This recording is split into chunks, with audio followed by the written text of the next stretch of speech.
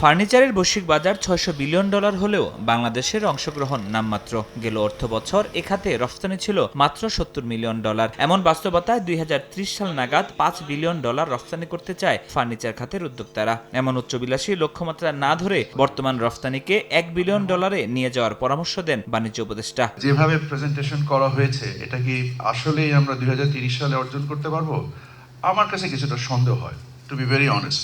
আমরা যদি $1 billion target করি, and please don't feel demoralised when I'm saying $1 billion, because আপনি $5 বিলিয়ন যদি 2030 সালে রপ্তানি করতে চান, this is like a lot of birds in the sky, but let's put the birds in the hand.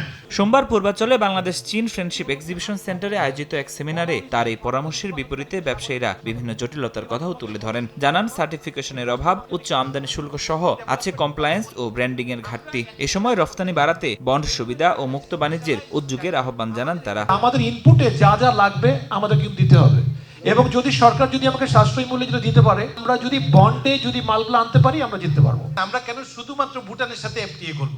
Vietnam 17টা FTA করেছে, 2টা FTA তাদের পাইপলাইনে আছে, ইনক্লুডিং ইউ। তবে মুক্ত বাণিজ্য চুক্তির বিপক্ষে নিজের যুক্তি তুলে ধরে বন্ড সুবিধার অপব্যবহারের বাস্তবতা তুলে ধরেন বাণিজ্য উপদেষ্টা। এ সময় তিনি এলডিসি গ্রাজুয়েশন পরবর্তী প্রতিযোগিতায় টিকে থাকতে প্রস্তুতি গ্রহণের আহ্বান জানান। Only bond will not solve your problem. গতকালই আমি আমার অফিসে চায়নার সাথে এফটিএ নিয়ে কথা হচ্ছিল। আমি বললাম যে করবো না, কারণ ও আমার 8000 প্রোডাক্টের একটা ফ্রি মার্কেট অ্যাক্সেস দিয়ে রাখছে। ওর সাথে এফটিএ করলে তো ওর কিছু দিতে হবে আমাকে, আমি দিব কেন? ওর সাথে এফটিএ করবো না। বি প্রিপেয়ার্ড, আপনাদের কম্পিটিটিভনেস ইমপ্রুভ করেন। বৈচিত্র্যময় পণ্য উৎপাদনের পাশাপাশি নতুন বাজার ধরতে হলে পণ্যের মান বাড়ানো ও নিজস্ব সক্ষমতা বাড়ানোর তাগিদ দিলেন বাণিজ্য উপদেষ্টা। ফরহাদুর রহমান, সময় সংবাদ, ঢাকা।